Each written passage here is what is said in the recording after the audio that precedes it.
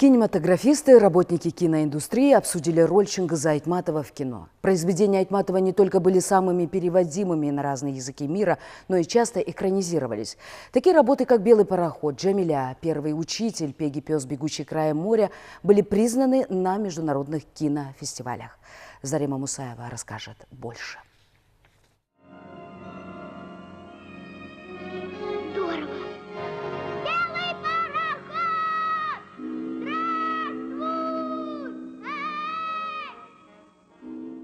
Нургазы Садыгалиев в детстве сыграл одну из самых запоминающихся ролей в фильме «Белый пароход» Болота Шамшиева.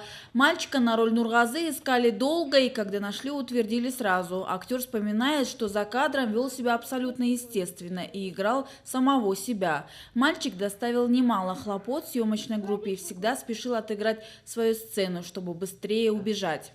За мной бегали и смотрели постоянно, чтобы я в речку не утонул там. А бабушка постоянно меня иногда, вот снимаем, а меня нету.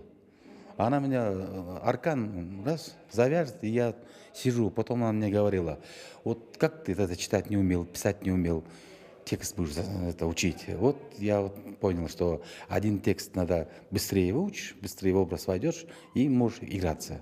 Чингиз Айтматов сам был недалек от кинематографа. Больше четверти века он возглавлял Союз кинематографистов. Писатель стоял у истоков развития кыргызского чуда. При нем творили такие гении, как Тулемиш Океев, Геннадий Базаров, Болот Шамшиев, Мелис Убукеев и другие. Чингиз Турекович, во-первых, вот мы где находимся, в Доме кино, больше то есть четверть века работал председателем Союза кинематографистов. И будучи председателем Союза, он очень много сделал для развития кыргызского киноискусства. Во-первых, он у истока стоял, потом готовил кадры. По мотивам произведения Айтматова было снято более 30 фильмов, причем вдохновлял на кинопроизведения Айтматов не только отечественных, но и зарубежных режиссеров. Популярность его произведений в кино в сложности героев и событий, описанных в книгах, считает кинокритик Гульбара Толумушева.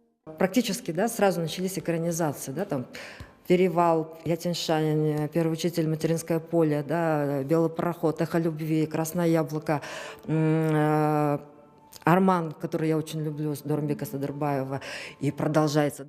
Надо сказать, к юбилею Айтматова в этом году будет снято несколько работ. Так Кыргызфильм начал снимать ленту «Мир без Айтматова». Запускается фильм «Белый пароход». Зарубежные режиссеры планируют снять «Пеги пес, бегущий краем моря» и «Дильберим», известный больше как «Тополек мой в красной косынке». Зарима Мусаева, Руслан Сабатаров, Общественный, Первый канал.